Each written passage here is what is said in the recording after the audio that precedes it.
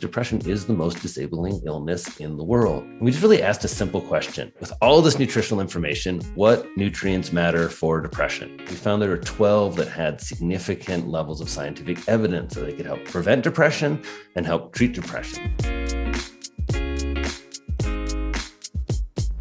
What if you would explain how you view inflammation in the context of our physical and mental health, but then also really split it up into body inflammation and brain inflammation and how those two things sort of link together?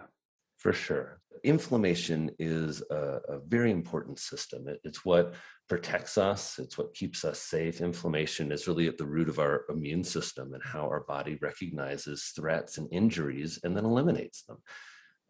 However, because there are a lot of things stimulating us, whether that's noise of the city or air pollution, by the way, very, very strongly linked to your risk of depression, or whether it is a stressful or toxic work environment where you're always wired and revved up. There's a lot that is stressing us.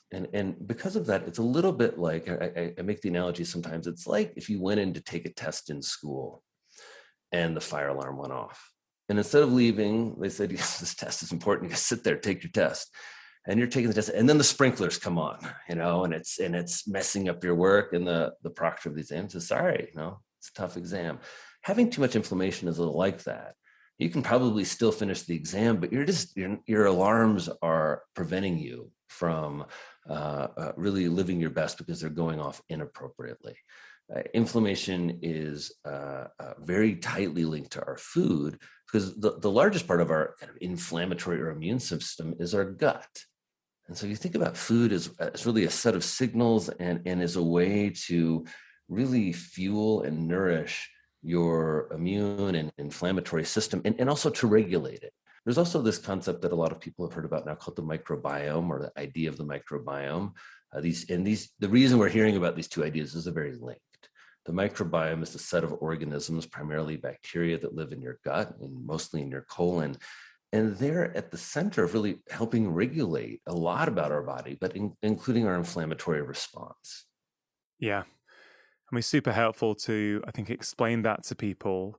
I'm curious what you feel is really one of the best ways to explain inflammation, because you've heard so many people talk about it. And I really agree. It's one of those words that's easy to pass around. And I'm wondering how it sits with you in a way that makes sense and resonates with patients and people. Yeah, as I'm sure you would agree, the way we explain things often depends on who we're communicating with. As I'm sure you do, I change my communication style in clinic depending on who that patient is in front of me, their level of understanding, the energy I get from them, the prior interaction. It all plays into it. But I guess in a sort of public setting like this, how would I explain inflammation? Yeah, not dissimilar to you. I would say inflammation is a way that the body tries to protect itself. So, we all understand, everyone knows the feeling of when they've cut themselves and they cut their ankle and it's bleeding, and then the body needs inflammation to try and repair that ankle, right? Yeah, it reminds me, I remember once talking about anxiety and writing about it and really talking about how it's a superpower. And it's funny, as you're talking about, inflammation is a superpower.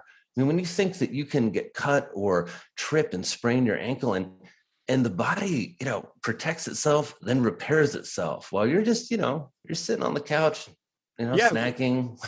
Exactly. We don't have to do anything, that our bodies are built to thrive, right? They will take care of that cut without us doing anything, which really is the miracle, I think, of the human body, and something we sometimes forget that in medicine, just how intrinsically powerful our bodies are. But that inflammation, I think, in the short term, to fix that cut, fantastic for your skin to repair and heal. I guess what we're talking about with when inflammation is linked to lots of these chronic diseases, including depression and anxiety, we're talking about that chronic inflammation, that sort of low-grade, unresolved inflammation. And I often describe it to patients as saying, look, it's almost as if your body is trying to protect itself from attack every day, but it's protecting itself from the attack of your daily lives, whether it's your diet, your lack of physical activity, the chronic stress, the air pollution, whatever it is, lack of vitamin D, all these things. are the body's interpreting that as an insult in some way, and it's mounting its immune response through inflammation. Well, inflammation is one of those mechanisms to try and calm it down, but actually if it's happening day in, day out, that's when it can start to become problematic. Yeah, that's where, as you asked, and we should point out, talking about mental health, there is a real strong link and set of evidence now linking inflammation and chronic inflammation to depression and anxiety, and as well as brain fog. We really think those are symptoms increasingly people have kind of identified and complained, and also those are symptoms that often get explained in all kinds of incorrect ways and treated in all kinds of incorrect ways, both by conventional medicine and also by the wellness industry and supplement industry. So I think it's really important to talk about the reality of it. So the simple truth is, when you have inflammation, a lot of us, you've experienced this when you've had the flu or when you've been sick, you get a sense, a feeling of anhedonia, loss of pleasure, loss of engagement, kind of retreat and isolate. And oftentimes our mood goes down. You just feel really sad and want to kind of curl up and rest. And that makes a lot of sense from your body standpoint. They're kind of shutting things down, saying, hey, we need to heal and fight this bug. Anxiety comes on board where when we get ill, we get a little hypervigilant, meaning that we're looking around. We don't want to be messed with, right? We want to heal. And then there's a little brain fog where, as you think about it, as you're sick, you don't want to be having all your best ideas, super creative. You should run to do this, or, take care of those errands, or right, because there's a kind of almost intention of your body's alarm system shutting down some of that process and having a little bit of brain fog. So in real life, though, when we're having those symptoms, it's horrible. So there's some data, large meta-analyses looking at anyone who's been taking an antidepressant, if they're also on any anti-inflammatory agent. And I do want to note something a lot of people don't know, I didn't really know, is that SSRI antidepressants, which are the most common prescribed medication, they're often thought of as serotonin medications. They are, but they also help fight inflammation in a way that's really kind of interesting when you think about how they work. But back to this meta-analysis, individuals on antidepressants who were given any type of anti-inflammatory medication got twice as better if you are on anti-inflammatory medication with your antidepressant. And so just, to me, as a clinician treating depression and anxiety every day, it just brings that right into the clinical room. All right, how do you do that in a patient's life? Where's the inflammation coming from? How do you eliminate it? Can you? How do you measure that?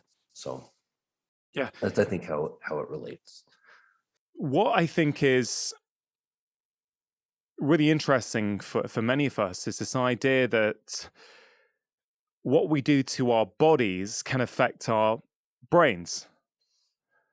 So this idea that if we can reduce inflammation in our body, that can also reduce inflammation in our brain, or certainly help symptoms in our brain. And you have mentioned the gut-brain axis before, but I guess I'd like to tease out how exactly food is impacting what's going on in here, because there is, I guess, structural components. Let's say you're having an omega-3 fat, and that's involved in the structure and many other things in the brain. But there's also this communication pathway where this is kind of sending signals as well. And I'd love to just unpick that a little bit and also really understand, Drew, when you have got patients in front of you who presumably by the time they're referred to you as a specialist psychiatrist, they're presumably struggling in some way, in quite a significant way with their health.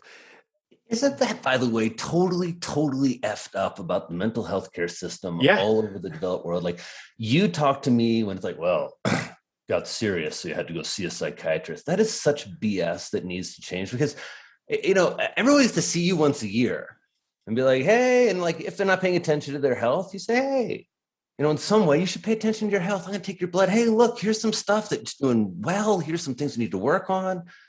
We don't do that in mental health. The only time you get to see a psychiatrist, is if you have significant symptoms. And I just wanted to point that out to everyone. I think it's a really shift we all need to make, to think about mental health and mental fitness and our own mental fitness, and how do we prevent these conditions? And then if we have them, really use everything that we have to treat them. So sorry to just jump in there about that. And I also want to say, because I'm a psychiatrist, that thing you're saying, like the brain and the body being different, I don't think like that.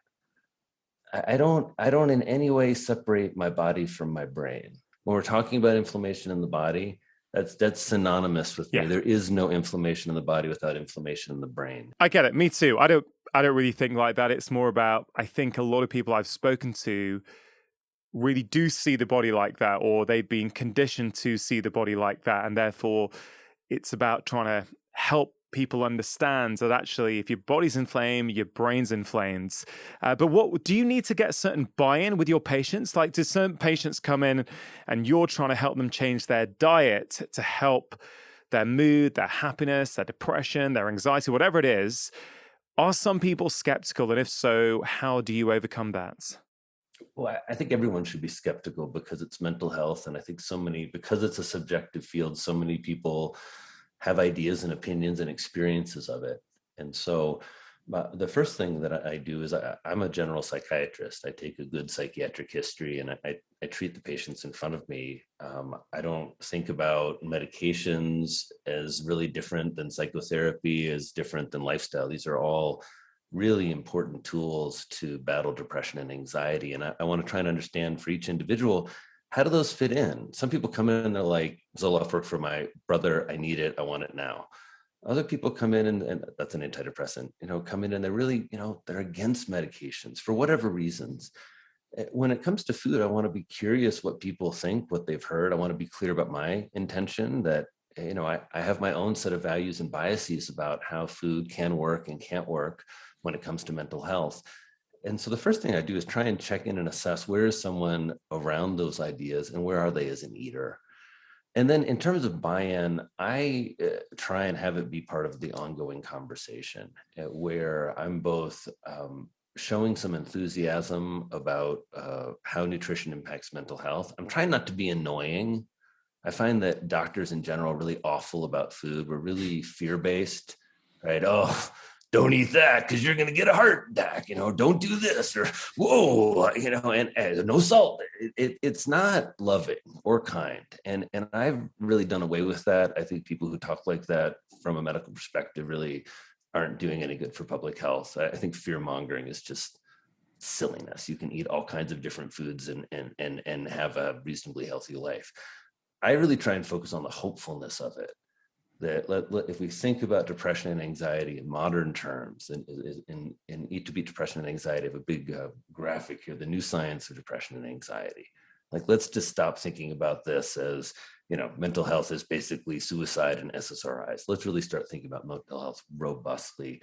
We incorporate these different factors in how we approach patients. So with food, what you see oftentimes is, first of all, mental health affects it. We should be talking about it because, and we do talk a little bit about symptoms, right? Has depression affected your appetite? And a lot of patients say, yeah. And we say, oh, that means you have depression. It's like, right. But what does that mean for us as clinicians? It means that your patient isn't nourishing themselves in the most important period of recovery. So they're trying to get better from depression and anxiety. So what do you do in that situation? Well, in nutritional psychiatry, and as we talk to and train clinicians, and we now have a really nice clinician community of nutritional psychiatrists, we think about all of the ways that you get more nutrients into a brain in different ways. Like if you don't have an appetite, soups and smoothies are really great for you. Nuts, handful of nuts is a great handful of nutrition, right? There's all kinds of ways to help accommodate where someone is in terms of their illness with nutrition and to incorporate that into treatment. I think one of the things I've always loved when I've heard you speak or seen you on Instagram is there's a real open-mindedness, there's a real humbleness. I imagine your patients really, really enjoy their interactions with you. I would imagine from the sort of the tone with which you speak, and I've seen you speak. What I'm really curious about is you obviously have a very personalized approach to each of your patients. Everyone has a different set of life experiences, family background, genetics, desires, needs. Yet you've also written this quite fantastic book, Eat to Beat Depression and Anxiety. And I'm asking this because this is something I've struggled with in my publishing career is I believe in personalized medicine, but then you're trying to write a book that's going to help masses of people. I know how I've tried to do it, and I'm interested to, how was that for you? Was that a struggle? Was that something you had to think a lot about? Because it's a great book, it's helping a lot of people, but how do you deliver that personalized approach in a book that's written for everyone? I hope in this book, Eat to Beat Depression and Anxiety, chapter 6, Eat or Heal Thyself, it does a good job of helping people see how I approach food. This isn't a diet book. This isn't a gimmick. This is really trying to ask you as a reader, as an eater, to take a step back. There's been so much chatter, misinformation, so much removal that people have had from their culture of origin when it comes to their nutrition. Our sense of taste and sense of what's healthy for us has really been abdicated by a mix of big food and big science. In terms of food, nutritional psychiatry and the evolution of those ideas, as I worked specifically with Laura LaChance, who's a colleague who came up to me at a conference and said, I want to do some work together. And we started trying to create a manual of nutritional psychiatry of sort of how do clinicians do this. We created the antidepressant food scale. And we just really asked a simple question. All right, with all this nutritional information, what nutrients matter for depression? And we found there were 12 that had significant levels of scientific evidence that they could help prevent depression and help treat depression. Things like zinc and magnesium and B12 and omega-3 fats and folate and iron. And then we said, what foods on planet Earth, just natural whole foods, have the most of these 12 nutrients per calorie? Really simple question. And that led to a list of the top plant foods and the top animal foods. And while I don't love listing foods like that, it led because everyone says, what's number one? Watercress. And it's like, oh, I should eat more watercress to fight my depression.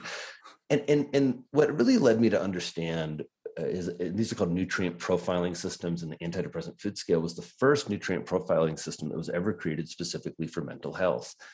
And what Dr. LaChance and I understood is that if you looked at food in terms of food categories, and this is what nutrient profiling systems really encourage you to do. And what you see is what's in the top 5 animal foods. 3 of them are bivalves: mussels, clams, and oysters.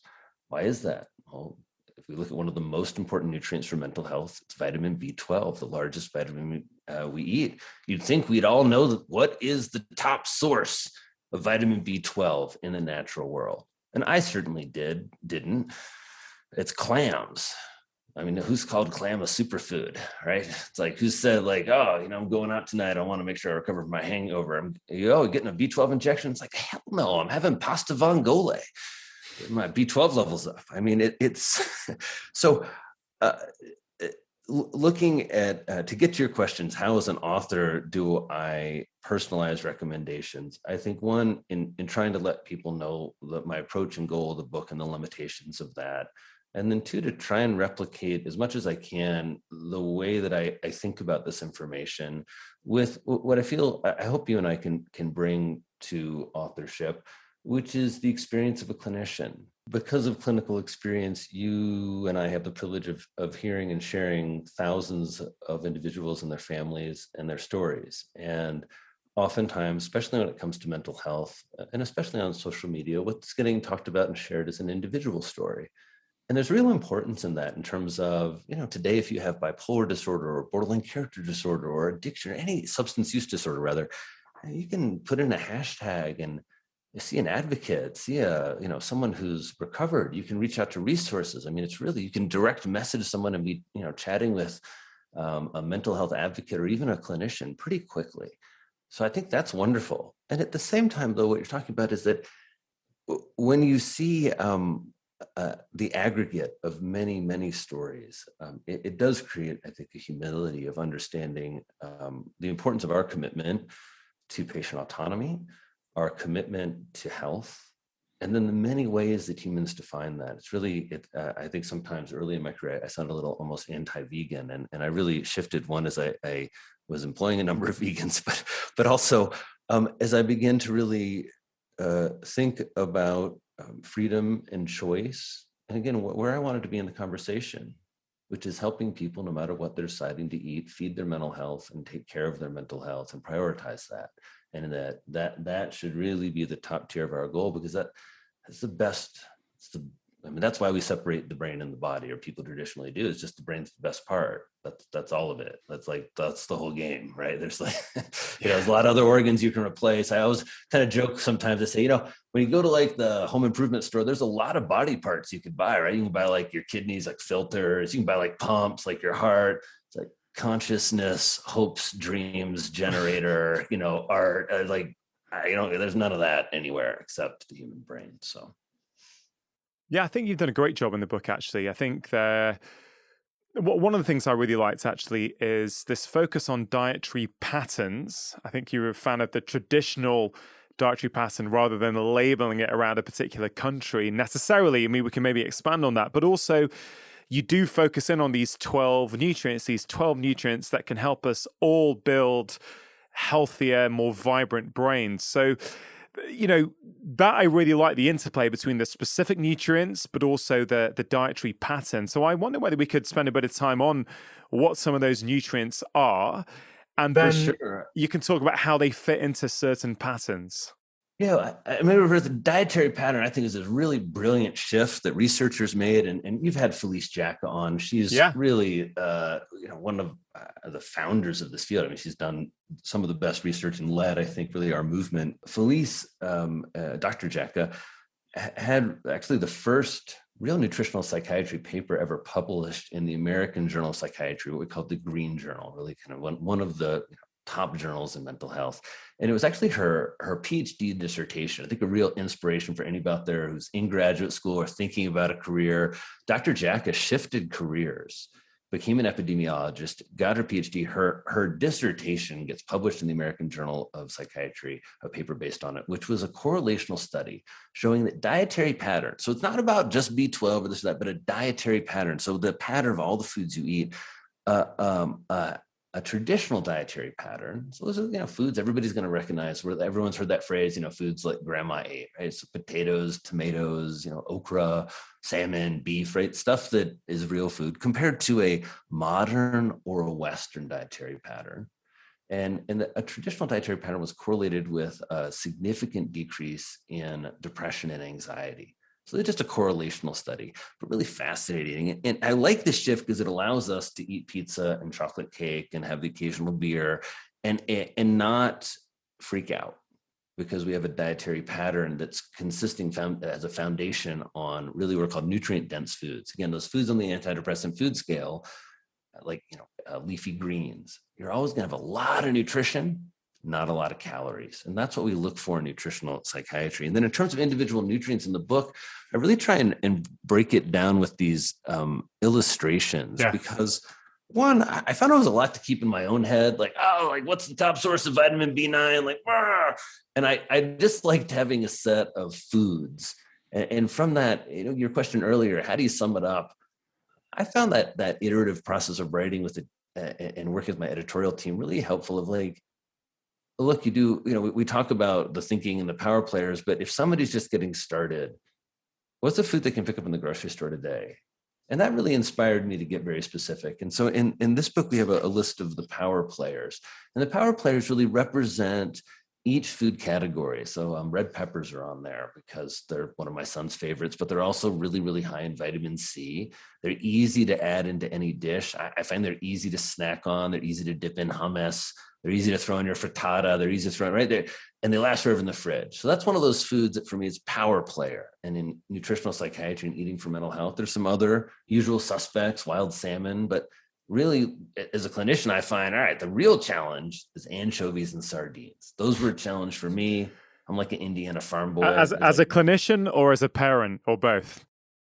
Well, I think first they were challenges an eater, where all that omega-3 data came out, and I'm like a low-fat vegetarian who like turns up my nose at fish. And I was a little bit of a picky eater. I may have had some weird, like I didn't like pie until I was like 12. I thought it was very strange. So, but fish was really hard for me. I didn't eat any fish until I ate a little piece of sushi every now and then, but no, like any cooked fish, nothing, any bivalves, oysters, I had no idea. And then I don't know, the data compelled me to get a little more curious. My wife and I were living in New York, and kind of like had this realization, you don't realize, New York's great in all kinds of ways. It's also an island in the sea, and there's all kinds of amazing seafood. And started meeting a lot of people in the restaurant industry and having a lot of friends who were young chefs, and just sort of introduced me to simple ways to prepare fish. And I started developing my palate. One of the things I really encourage people to think about in the book, just like the way to think about your mental health and evolution, to think about your palate and evolution. And there are a lot of foods that I think we've lost. A lot of us have lost the tradition of seafoods or nutrient dense foods, or how leafy greens are used. A lot of us don't have that knowledge of how to prepare and cook foods at home in very simple ways. They're very easy and economical, but that support our health. And so the hope is to translate those nutrients, get people excited about these nutrients and what they do in our brain, but really translate them into foods, and then help people get those into our lives. That's why our newest program in our clinic, we have a virtual cooking school, the Mental Fitness Kitchen. And it's been so much fun. Anybody is welcome to join our classes, where we're really trying as a clinic to help people actualize this, that if you need coaching around how to take care of your brain with nutrition and integrate these foods, if you need to learn some new recipes, if you need some community support, that we really want to, as a clinic, try and replicate some of the data. There's a great study, the Healthy Med trial. And I don't know, I just feel like geeking out on science with you for a minute. So let's just talk about the randomized trials. But it's like, all right, so there's all this correlational data, but like you and I know, like correlational data is great, but it's not going to convince anybody. I'm at Colombia Psychiatry. It's a great department, but I wouldn't say it's conservative, but it is historical in the sense that it's seen a lot of things come and go. And it's not going to be impressed by correlational studies. It wants, the serious clinicians, policymakers, they need to see randomized trials. So now there have been 5 trials of food specifically used to treat people with clinical depression. The first was by Felice Jacka. It was a SMILES trial. Felice's been on the show. She talked about the SMILES trial. The SMILES trial is incredible. What it does is it goes into a mental health setting, about 67 patients. The majority of them are already taking an antidepressant or in some type of psychotherapy. So kind of like a clinic like our clinic.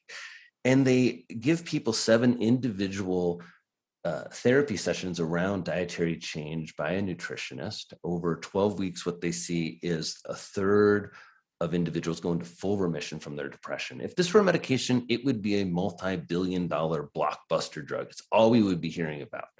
So food does this. That's one trial. Let's just, that was, I love the SMILES trial. I think it was a landmark trial when it got published. And let's just repeat what you just said at the end there. A third of the patients went into full remission. 32.3% go into full clinical remission. And that is incredible. Absolutely incredible. And in trials, remission is a very important idea. And I think that let's sort of tease that out, because there's response like, oh, like, how are you feeling? Like, oh, those avocados, that weird stuff Ramsey gave me, those brain food smoothies. Like, I'm feeling a little more energy. Like, I'm not crying. Like, I'm feeling a little better. But that's just response. Remission is actually, you don't have depression anymore. And so it does feel like an important thing to note that people go into full remission. And let's talk, how do they do that? It wasn't a lot of people started eating like one more seafood meal a week and like a half serving of vegetables a day more, and like a serving of vegetables, one more serving of vegetables, half serving of fruit, a couple servings of beans and legumes a week, a serving of fish a week. And then the big thing they did is 21 fewer meals of highly processed or quote unquote unhealthy food. 21. Oh, so per week. 21 so basically fewer meals per week, or fewer, so that's snacks. That's, that's the difference between, going out and getting a burger and fries and, I don't know, making yourself a vegetable stir fry. So that's the SMILES trial. Great trial. In America, to get a medication approved, you need 2 good quality randomized clinical trials. So this is number 1. It's 2017, I think, is this comes out. So 4 years ago. Also interesting, like translation to clinical practice. Like we're jumping up and down about this. We've trained over 200 clinicians around nutritional psychiatry, and in our we have an e-course and a live training that we do. But it's interesting how it takes a long time to translate. A lot of questions you get from clinicians, like, am I allowed to talk about food? It's like, wow, it's like one of the most foundational pieces of mental health and brain health. And we're not even sure that we're allowed to talk about it sometimes. Yeah, I mean, this is something I want to hear about more of these trials that you're about to share. But just on that translation to clinical practice, I remember so clearly. I think it was 3 or 4 months after the SMILES trial came out, or maybe it was a year and 4 months. I can't quite remember. It was a winter conference, and I think that paper came out in November 2017, if my memory serves me correctly. And I was speaking at this Royal College of GP event. It was where we were teaching doctors. There must have been, I don't know, a couple of hundred people, a couple of hundred doctors in the room. And at the start, I asked them, how many of you talk about food or ask your patients who are coming in with depression about food? And this wasn't sort of measured in any way, but just from the show of hands, it was about 5% of the room. Then I presented the SMILES trial, a few other papers, including your 2015 editorial in The Lancet Psychiatry, which I think you co-edited, about how you want to see nutrition becoming as important to psychiatry as it is in cardiology, gastroenterology, endocrinology. I presented that paper, that editorial many, many times, actually. And it was interesting.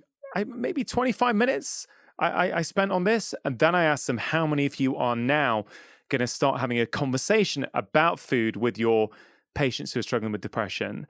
And pretty much everyone's hand went up. So it's really interesting, isn't it, how, there is this good data out there, yet it really isn't, I don't think, translating, or certainly it hasn't converted to mainstream medical practice yet.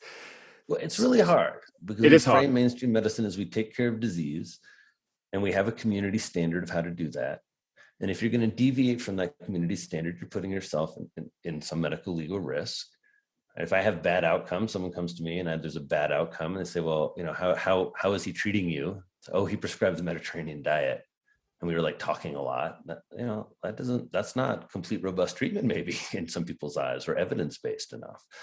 And then there's the question of how. That's why we developed our clinical training. Because I sat for years where, I'd write little 3x5 card, like little papers of like, I'd hand them to patients like lentils, okra, these are some foods to try this week based on a conversation, or, and that we'd had about their preferences. But, how do you do it? And how do you incorporate it where, look, people have a lot to talk about in terms of mental health. And one of my concerns is, people have maybe forgotten I'm a psychiatrist, and I think all I do is like talk about food. Like, hey, I don't want to talk about your mom or your dad or your development or your trauma. And that's all I want to talk about. And so how do you responsibly, though, drop a little intervention or a little evaluation first that's efficient? How do you walk through the day of an eater? How do you frame this? And so we really worked hard in our practice with Samantha Elkrief, who's really been my co-conspirator, collaborator in terms of developing our clinical team. And she's essentially a early fan of yours. And besides seeing you early in that video, really kind of shared with me some of your progress and got us really tuned into everything you're doing a couple of years ago. And so she and I really put together all of the data to help support that, because clinicians need to make evidence-based interventions only, in my opinion, when it comes to food, or as best that we can. Some things we don't have evidence for. But where is the evidence on some of these conditions? It's quite robust for depression, not as robust for anxiety, but there's certainly some data. And then what do you do? How do you assess somebody, and then how do you activate changes? You said you're a great example. In a talk, you don't just say, hey, here's all this data. Hope you guys are compelled. You put people on the line. Come on, put the hands up in the air, everybody. Do you ask about this or not? No. Here's all the data that's come out. And then you say, are you going to ask about this? And you're making people, and the next time someone's with a new patient, they're feeling a little pressure from you to be evidence-based. And I think that's exciting. Patients aren't interested in being evidence-based. Patients are interested, I think, in getting better and also doing things that matter. And I think what's exciting is, for me, a lot of times with mental health, we're trying to take something away from a patient in a certain way, right? A bad habit or a defense or a toxic relationship or a substance. What I liked about food is, one, patients were already doing it. Right? You're already eating 3-4 times a day. And so it was like it's a much easier pivot. You're already in the grocery store. If I can help you look right instead of look left, wow, I can make a massive outcome in your health and your mental health, particularly. Yeah, let's talk about the evidence base for a minute, because I think there's an interesting follow up for me in my head, which is, I've heard you talk about before how we can learn a lot about brain cells and brain function from its structure, right? So Yeah. we can, you can expand upon that for sure. But then if we take it further, right, and go, okay, there are certain nutrients, there are certain foods that help to build a healthy, more robust brain. Okay, if that's the starting point, which kind of makes intuitive sense, I think, to a lot of people as well, that, yeah, well, kind of what we fuel that brain with will determine how it grows, what its material is, how it functions. So let's take that one step further. So we have some good studies on food's role in depression. Okay, great. So now we can make an evidence-based recommendation to our patients with depression. But what about those patients who don't yet have depression? They want to stave off depression. It seems pretty reasonable that, hey, well, actually, if you adopt these kind of changes, you may reduce the likelihood of going down that slippery slope, but we may not have a trial on that.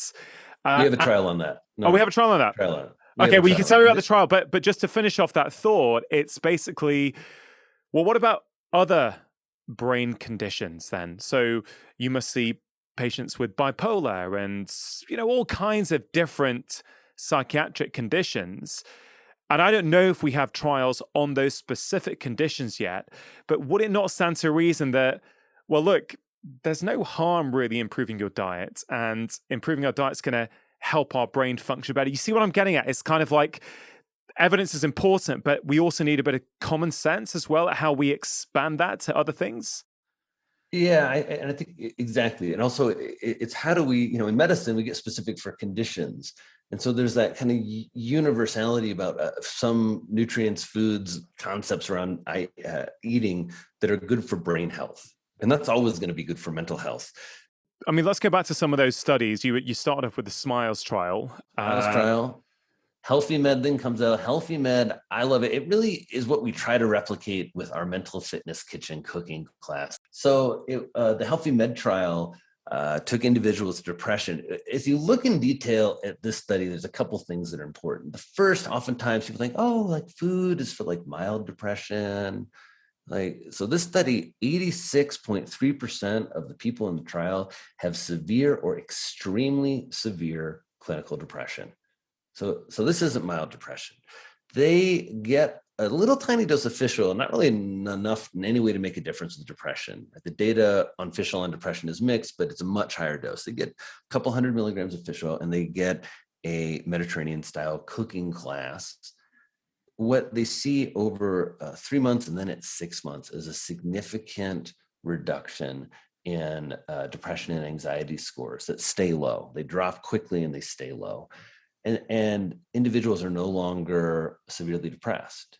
And so, again, in terms of risk mitigation, what was striking about this trial is antidepressants take a month to work. A lot of these individuals were already on medicines. They, again, had a resistant depression that wasn't working. They get given a nutritional intervention and encouragement to eat better. And I think it's a 45% reduction in their formal anxiety rating scales, and about the same for their depression rating scales. So that's the Healthy Med trial. And that's in some ways what we're trying to do with our cooking class is really, once a month, give people a feeling of cooking together, of, kind of sharing the spirit of really trying to care for our mental health in an active way with our nutrition.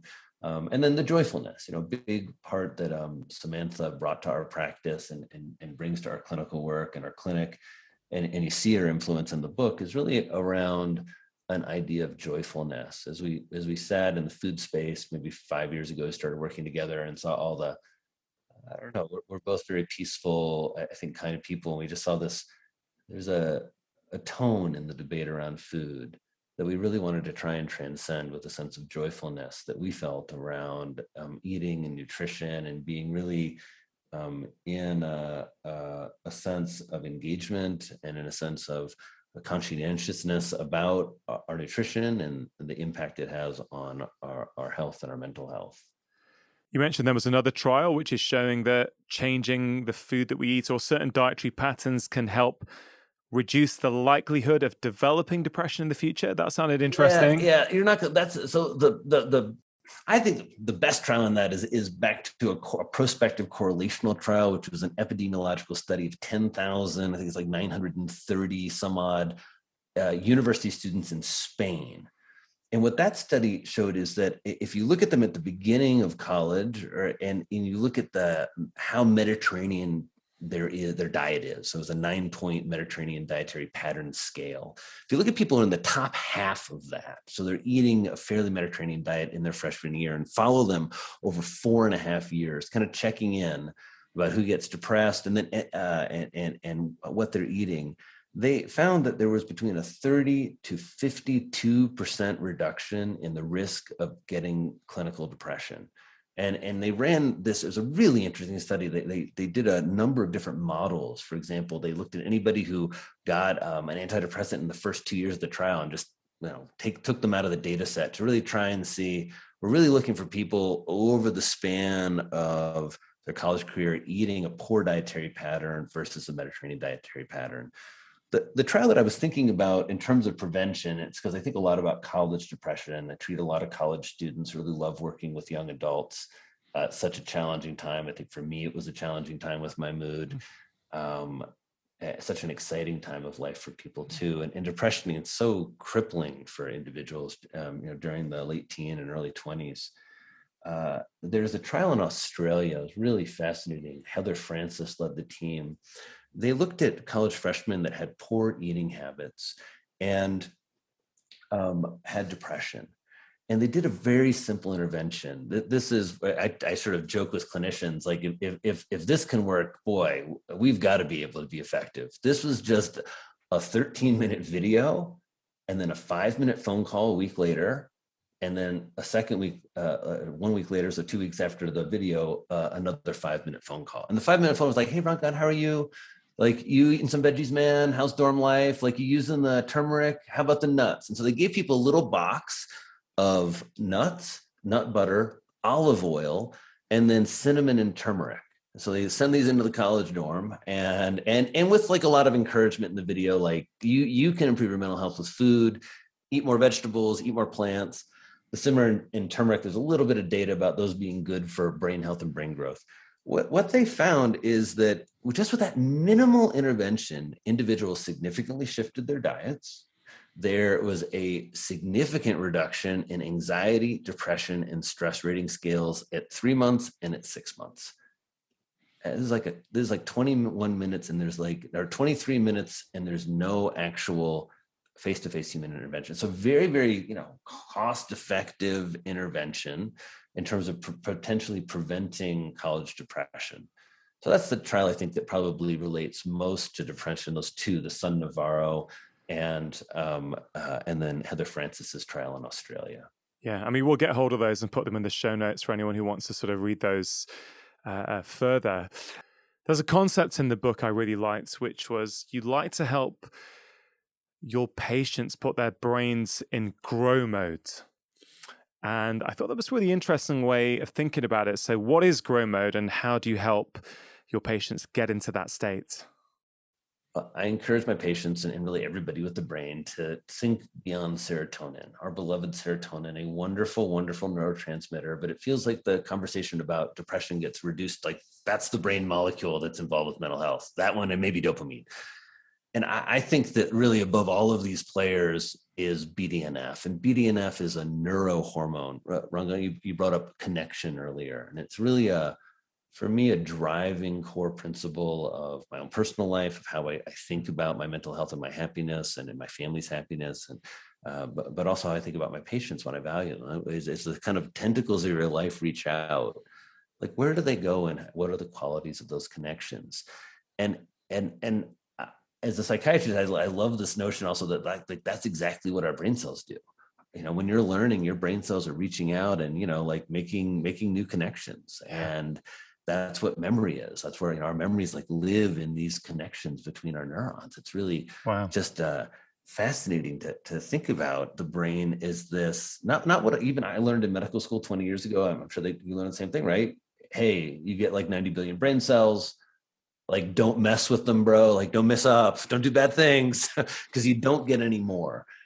And then we know that's wrong, that your brain is always, not a lot, but making some new brain cells. And another Felice Jacka study, great study showing that between 60 and 65, individuals with a healthy diet, you could see a significantly bigger brain, like a couple cubic millimeters more brain in the left hippocampus compared to individuals who were eating a very unhealthy dietary, Wow. Western dietary pattern, right? That's a lot of brain cells, like 2 cubic millimeters. I mean, so that's exciting to me as a clinician. And I try and bring that hopefulness and enthusiasm, because often when we are struggling with our mental health, we really feel badly about ourselves. We feel very down. We feel very stuck.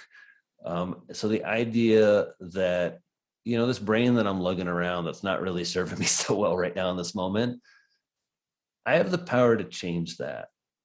And those things that I know help me feel better: exercising, sleeping well, eating well, connecting with loved ones, and playing. I was feeling nervous for that. Like playing a little instrument, playing a little music. All those things support my brain making more connections in a very intentional way. And so I love the idea of neuroplasticity. It's really the most powerful way that food and lifestyle medicine can work for us, like literally giving us more brain resilience, more brain repair, and more brain power. That's what BDNF does. Yeah, it reminds me of just a few hours ago, I was having my morning coffee in the living room, and I was reading your book. I was trying to, prepare for the conversation today, and my daughter came down, and I was on the page with BDNF on it, and so these illustrations in the book are fantastic. So let's see if I've got this right. But she came in, said, "Daddy, what are you doing?" I said, "I'm reading this book. I'm talking to a guy called Drew later." She goes, "Oh, okay, what's Drew about?" I said, "Oh, well, he helps people improve how they feel through many ways, but one of the things he does is help people choose better foods." He goes, "Oh, cool." And so she came and had a look. She's only 8. And so she read out brain-derived, she couldn't quite make out neurotrophic, so I helped her out with that, brain-derived neurotrophic factor. But these illustrations are great because there were 4 foods that you'd listed in this, gorgeous graphic. And we went through, so, hey, darling, how many of these are you having? So there was, I think, nuts, there was wild-type seafoods, there was berries, and there was dark chocolate. I think I remember that right because of these graphics, and she did as well. So then when my son came down later, we ticked off how many he does as well. So I want to say thank you, because I love chatting to my kids about all this stuff, because, I hope that by sort of feeding them this information at a young age, hopefully this will just sort of seep into their subconscious minds as they get older. So all of us now in the family know the 4 foods that, according to Dr. Drew Ramsey and the research, of course, help us increase levels of BDNF. So thank you for that. I put in, and the best data behind that is the nut data. It's a really interesting part of that. I think it's the Sun Navarro data set. Maybe I'm not getting that right, but it was a study looking at, they gave people olive oil who are already in the Mediterranean diet, supplemental olive oil versus supplemental nuts. And they like delivered it to the door. Like, drink as much olive oil as you can, eat all these nuts every day. And in terms of BDNF levels, what they found, and BDNF is not a perfect biomarker for mental health. I don't want everyone to think you should run out and get your BDNF levels measured, but just as a disclaimer. But they found is there was a protection. Something like 78% fewer people had who ate the nuts. Had severely low levels of BDNF.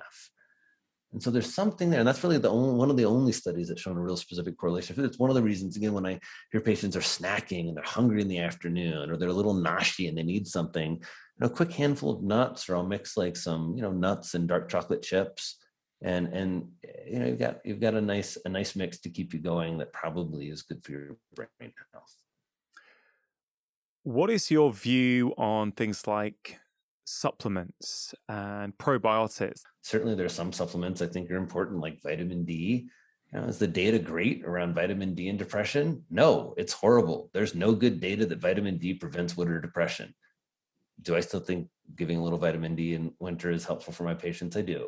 Omega-3 fats, if you don't eat fish at all, and you're willing to take an omega-3 fat supplement or liquid, and you want a more naturalistic approach to try treating depression or anxiety, I certainly will use fish oil supplements in that scenario. There are a few other couple natural antidepressants that, like St. John's wort, that have some good data on them.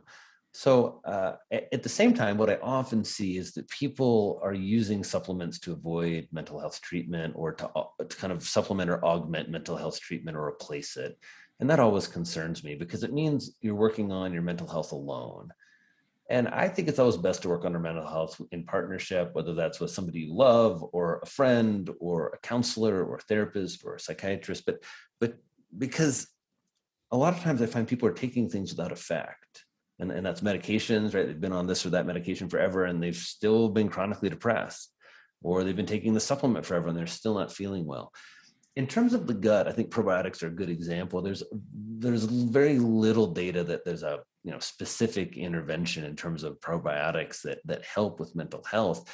There's some data, certainly, that some strains of bacteria in our gut help us improve our cognition and help decrease anxiety, and that people who get depressed have different organisms living in their gut than people who don't. We know that right now. So how do you get a kind of better mix of bacteria in the gut? I think you do it the way that humans always have done it. And that's, we ferment stuff, and then we eat it, and then we eat a lot of plants. And that's really, if you look at how do traditional diets kind of line up and how are they different from the Western diet, they include more plants, they include more olive oil or some type of natural oil, they don't have processed foods, and they often have a lot more seafood, but they almost always have fermented foods. That's a traditional Japanese diet or an Indian diet, right? There's all these ferments that happen, and that's what we seed the gut with in terms of these healthy bacteria. I just think, and I like prescribing food better than supplements. I just trust it. Yeah. It's a tricky one, I think, because, I also adopt a food first approach. I do think supplements have a role for certain people at certain times, for sure.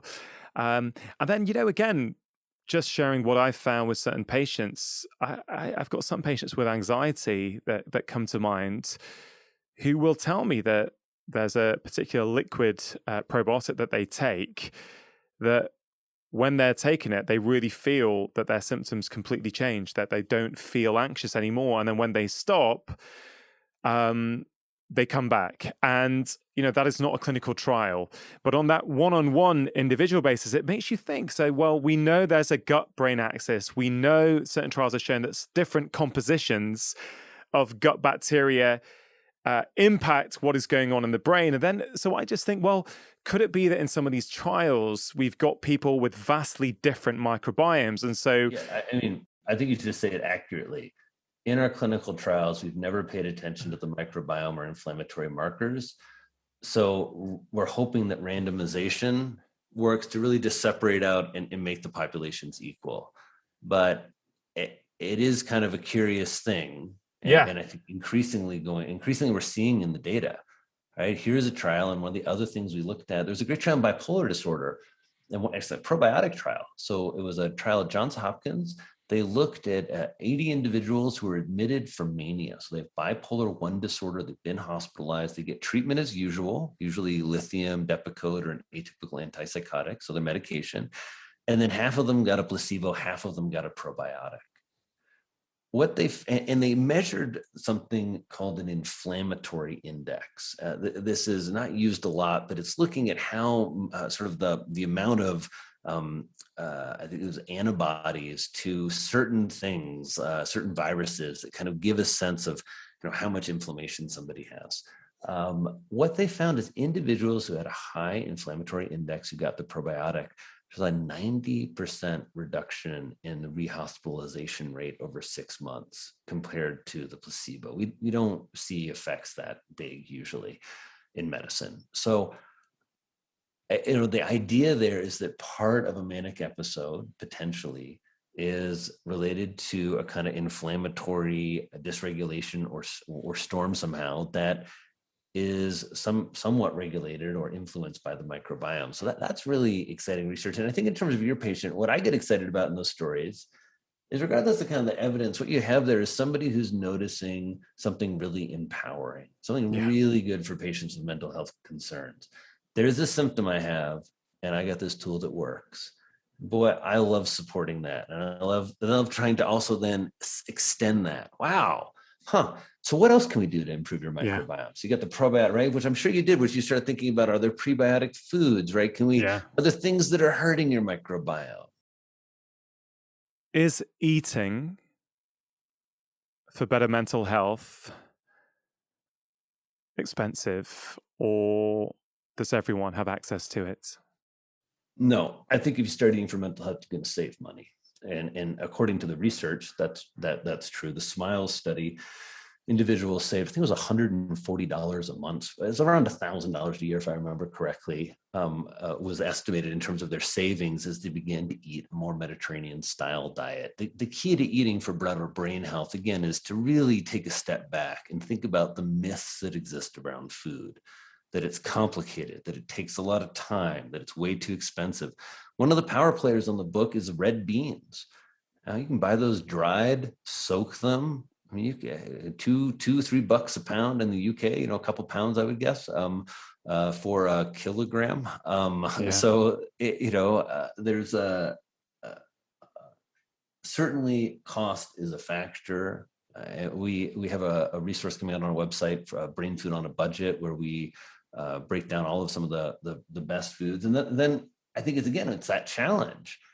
Like, I really like wild salmon. Wild salmon can be like between $10 and $20 a pound, unless you buy it canned. And if you buy it canned, boy, it's cooked right after it's pulled out of the ocean. It's in there. It's super fresh. You make it into salmon salad. You make it into salmon burgers.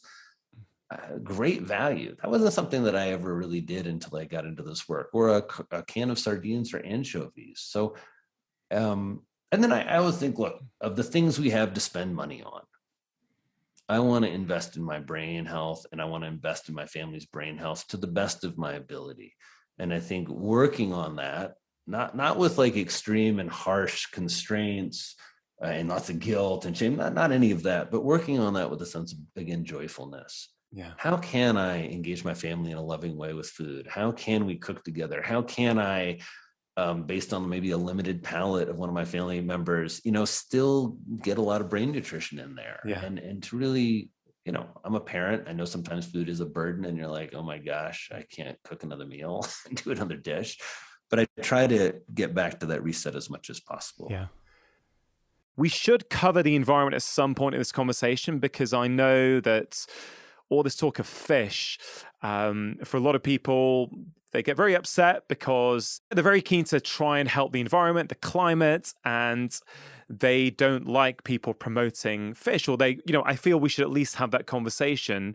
There should be environmental concerns about what we eat. I think the environmental debate has really been framed in a way that revolves around some misinformation. Yeah. And I think it's really concerning. For example, the misinformation regarding things like fake meat and Impossible Burger. Maybe misinformation is a strong word, but the way that kind of a way of creating food is being framed as somehow healthy, when essentially it's food processing of the same ingredients that are being used for the last 50 years that have ruined our health, compared to, something like grass-fed beef, a local beef. And that the environmental, kind of debate is like, these plant foods are good, and meat food and seafood is bad. And I think that's really overly reductionistic. I think it leaves out, for example, some of my clear experiences, like, where's your organic kale come from, folks? So it's all grown in manure from dairy cows, or most of it is. Just they scoop it up in the conventional dairies, and they ferment it, or they get it really hot to kill all the chemicals and reduce everything down, and they spread it on the field, and that's where organic kale comes from. And there's somehow that, like, that organic kale is like revered and pulled out separate from the system that supports its growth, which largely revolves around manure. Because if you're not using manure on your fields, then you're just using chemical fertilizers, which usually the same people who are the same kind of, let's say, groups or movements that are really supporting plant foods and not eating animal foods, I don't think have spent a lot of time growing food. And if you spend time growing food, you spend, especially on small farms, you spend a lot of time with poo and manure and animals. Small farms have always worked that way. I think that the concerns about the way the meat system exists are 100% valid, right? We have a system that wastes meat. We have a system that repurposes and processes meats into foods that are horrible for us, from, all kinds of meat pockets and meats with fried breading around them and sweet meats. In terms of seafood, the seafood is a really, to me, important place to be an eater, because it gets me at least minimally involved in the system by using my food dollars to support people who are, for example, taking care of oyster beds, or to support farmers who are growing mussels, a very environmentally friendly way of producing food. I certainly appreciate if I'm being conscientious of the fish that I'm buying. I'm not buying things like, I don't know, farmed tilapia or farmed shrimp. I'm trying to buy mostly wild type seafoods. I'm trying to buy small fish and encouraging people to buy small fish, more anchovies and sardines, less tuna, less wild salmon. So those are all ways I think that we can work to improve our impact. I also think there's lots of other new concerns that we don't have many answers to, but I'm going to go down with the fish. It's kind of what I've decided. If we're going to destroy their environment and fill them up with plastic, I don't know. I'm just going to suffer the same fate as they do.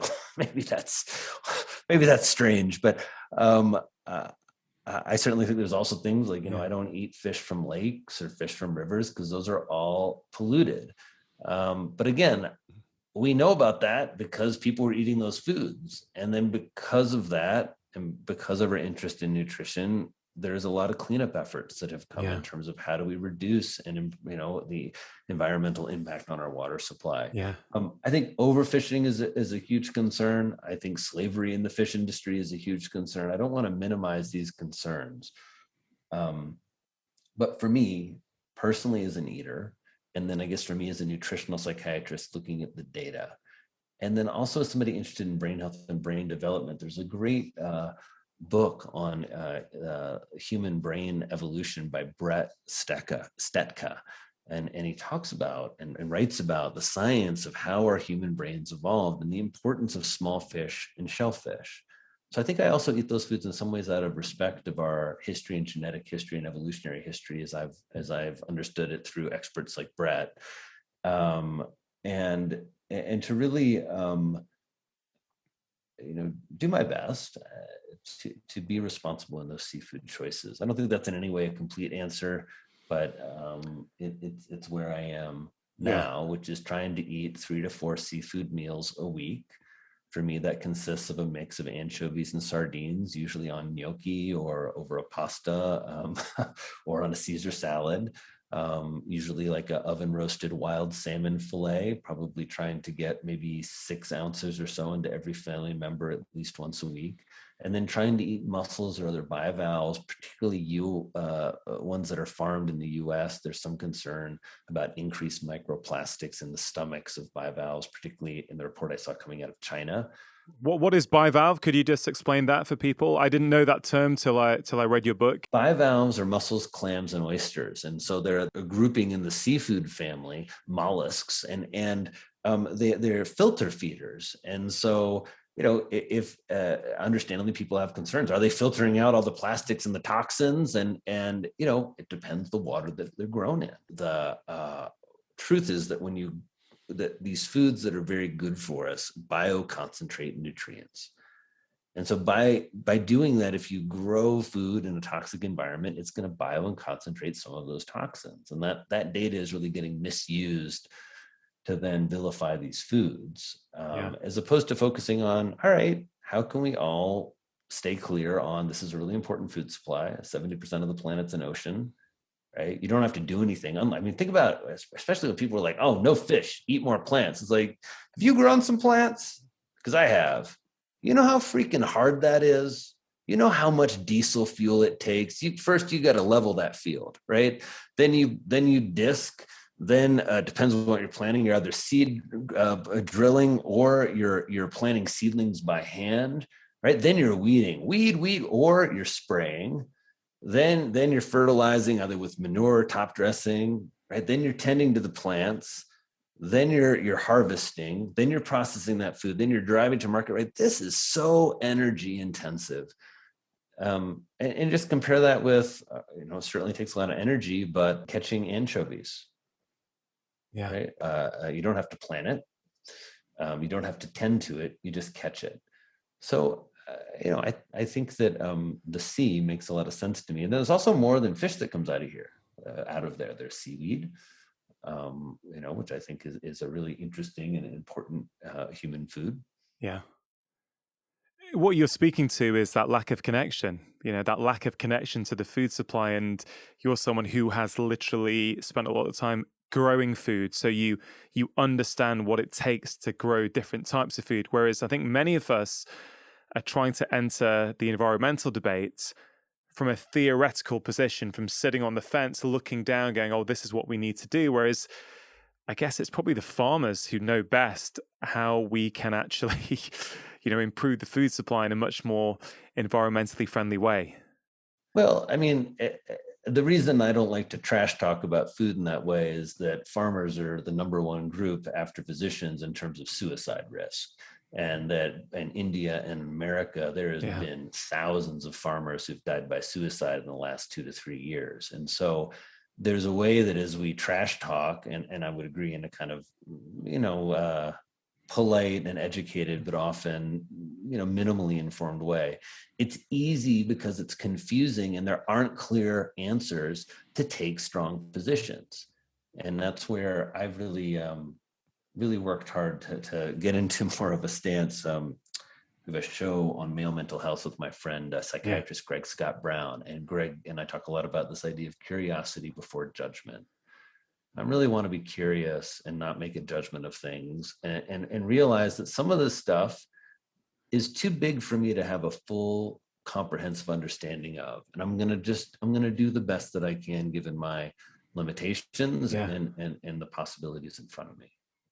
Curiosity before judgment. I really, really like that. I was going to ask you, what is the most important lesson that you have learned in over 20 years of seeing patients? Not sure if you've just answered that or not without realizing it, but if I were to ask you that, what would you say? Spending important time with your partner and your kids. I think that's the least valued, most important thing that I've learned. Nobody's going to give you a spot on your resume because you're a good dad or a good partner. Nobody's going to give you a promotion or give you more money for that. But I think that that's the most deeply gratifying human experience, at least for me, in terms of what I've been doing with my life around kind of family. For other people, if that isn't your structure, I think really being intentional about the quality of interaction. I'm just struck that I talk to many people for 45 minutes once a week, and over time I realize I know them better than many people in my own life, simply by just really listening to all of the nuance and intricacy going on in their inner world, and how hard it is for us to get into that space with people these days. I mean, I find that through this podcast a lot. I find sometimes, wow, I've had a 2-hour conversation with someone where I've been listening, attentive, not looked on my phone, not looked on my emails. I think, wow, I know some of my guests pretty well. When was the last time I had a 2-hour conversation with some of my friends like that, where we weren't distracted at all? Do you know what I mean? It's really been very humbling for me to go, wow, maybe that is something I can take away from the podcast into the rest of my life. One of the things that struck me about you over the years is the amount of vulnerability that you've been sharing about your own mental health. I think that's quite rare in this space, especially for men. And I was really curious in a broad way to ask you before we end about some of your take on the struggles that men have in terms of their mental health, and talking about mental health, particularly with this paradox, I think, in masculinity, where it feels like modern masculinity really is revolving more around a notion of strength through vulnerability. That I can be very open, humble, non-defensive, and that makes me stronger and more settled. But that's not in any way how masculinity has been built in the past, right? Tough, strong, silent, stoic, grit my teeth, get through it. I don't have pain. I don't have depression. And that's led to men mainly treating mental health through substance abuse. So 50% of men in America, 1 in 2, will have a substance use disorder in their lifetime. It's led to men being, particularly white males, are 75 to 80% of all suicides in the U.S.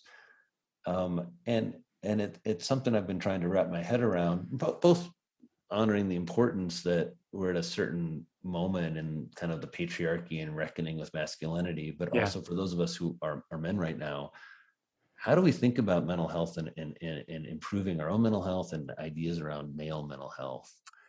Yeah, I think it's a big challenge. Obviously, the statistics on male mental health are pretty alarming and worrying. And I have thought a lot about this as to why is this really become such a problem? And I think, just expanding out for a second, I think as modern life has changed so rapidly over the last 40, 50 years, I think women and men have both had their struggles in very different ways. I think a lot of women, a lot of my peer group, my age group who I talk to, a lot of my male friends as girlfriends or wives I speak to really struggle with anxiety, with depression, with a lack of purpose. There seems to be something, and I appreciate I'm a man speaking about this, so this is just my perception from what I've picked up, that there's a real trickiness of actually, some of my peers have, been to university, had decent jobs, and they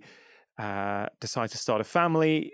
They get pregnant, they have the baby, they're, let's say, staying at home for a period of time, and really feel this kind of lack of, oh man, I used to have a really important role in society. I used to really contribute with other adults at this job, whereas now I'm just at home with the baby. And I may be isolated as family. Maybe we've moved for work, so there's no one around me. There's no friends, there's no family. So, and then they see like these female celebrities on TV who seem to have the perfect boyfriend and kids and the perfect body straight, 6 weeks after pregnancy, which is then blown up in the press. And so there's this kind of feeling of discontentment that I just can't compete with this kind of manicured and probably unrealistic image that's there in front of me. So I think the changing gender roles are certainly playing a role here. And then for men, I think, again, I'm not sort of fantasizing about the past where women maybe knew they weren't going to get a job. Their role was to sort of bring up the family. I'm not at all saying we should go back to that, just to be really clear.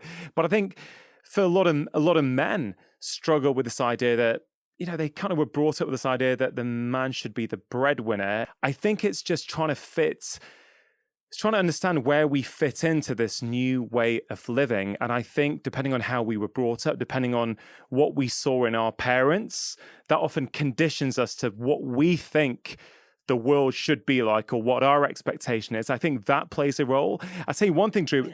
It's so hard because I think even in well-meaning parents of the last generation, there's a profound amount of subtle and not so subtle misogyny. There's profound support for sort of patriarchy and gender roles. I mean, it's really challenging to unwind. I think what you're speaking about is how, as you start a family and you see some of these traditional gender roles are like, I don't know, like I remember when we had our first baby and I thought I'd be a really,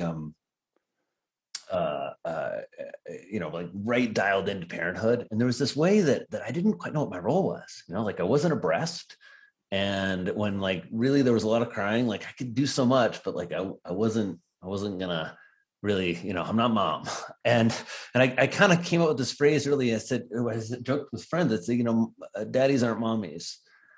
And as much as I'm a firm believer in full equality and a full feminist, there's a way that for me, fatherhood put me into kind of, I would say, worship and adoration of my wife, but of women in general, and of the Yeah. really just profound ways that motherhood is not celebrated, that lactating and breastfeeding is not supported, and that we really have our priorities wrong. I Yeah. mean, I couldn't agree more. I had that same realization. I'd grown up, thinking about equality, and I completely support that. But I remember, yeah, like you, this moment when my son was crying, already fallen over, and I thought, I'm a pretty hands-on parent. I'm always around. I'm doing this. I'm doing that.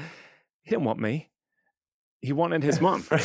Right. That and for me, I think it was an affront to my ego at the time, all those years back. But actually, it is really, and I see this certainly with my wife and other women. I have a newfound appreciation of how incredible they are. Going through childbirth. Growing another organism, animal inside them, growing another person. That is something we will never do. We will never experience what that is like, or that the pain of, let's say, childbirth and how one gets through that. I really see a resilience in women, or I've got a newfound appreciation of that resilience in a way that I possibly didn't have 10 or 15 years ago. When it comes to men, in terms of your original question, something I observed in the lockdowns here in the UK was that when people were out for their, let's say, their daily walk here, you'd often see women walking with other women. Like, almost certainly there'd be 2 or 3 women, or 2 walking together, chatting. I rarely saw men doing the same thing. For me, if I go out, it's by myself. My wife goes out, she meets a friend, and they go and catch up whilst they're walking. And I'm not saying that's the whole picture, but it just made me think, wow, there's something about that. Men are more and more isolated. When you go out with a group of guys, right? You go out with a group of women first, and start talking about the kids, right? You go out with a group of dads. Sometimes I'll leave and I realize, dang, we're awful.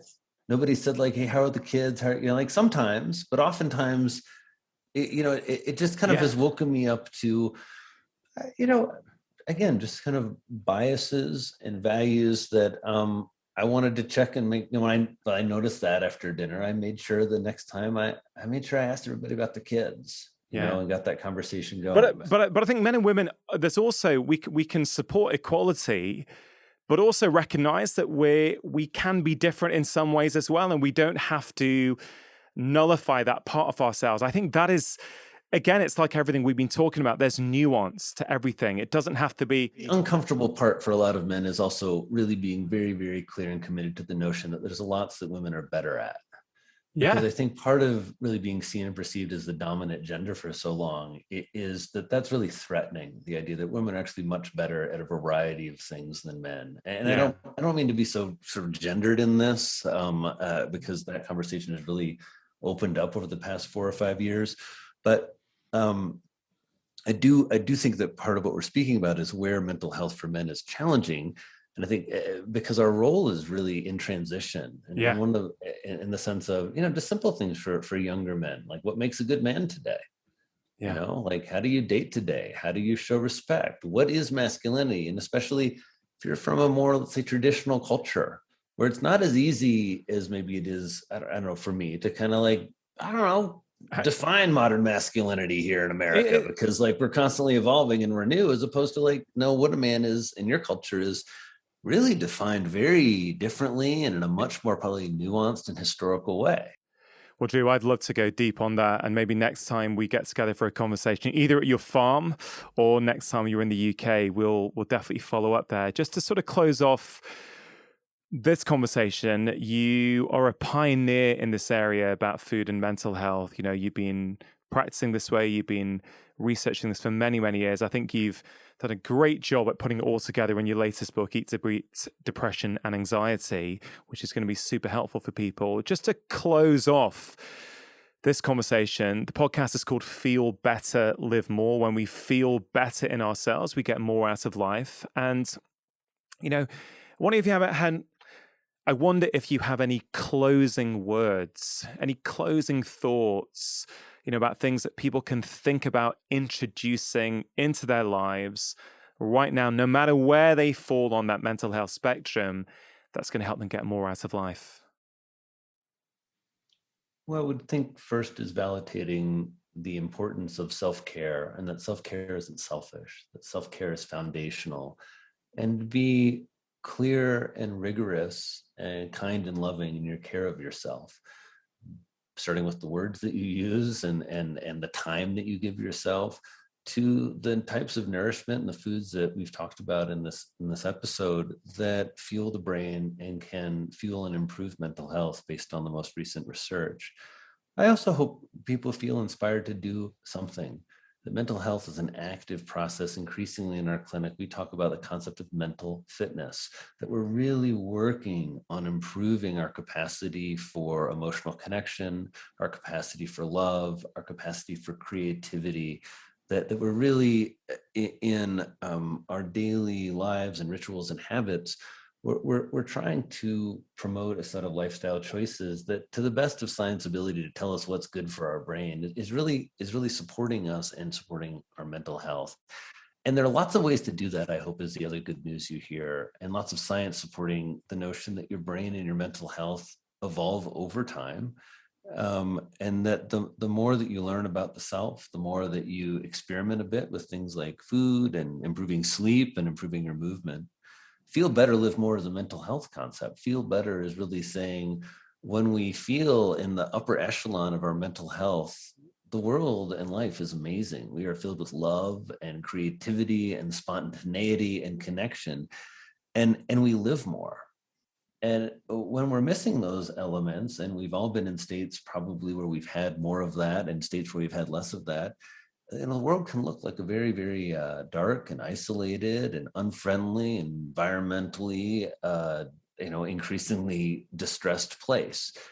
Um, so I hope everyone hears encouragement to feed their mental health, that nutrition is a neglected piece of the puzzle, but also that nutrition isn't the only piece of this puzzle, and that putting together your mental health is just a really important place, really rewarding place for you to spend time and energy and to invest in. Nothing will give you better dividends and more rewards than taking care of and investing in your mental health.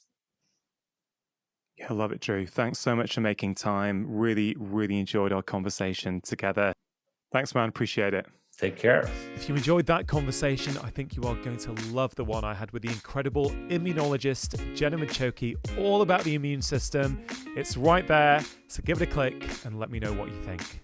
And click here to download my free breathing PDF. Gut bugs, the microbiota, are one of the key educators of the immune system.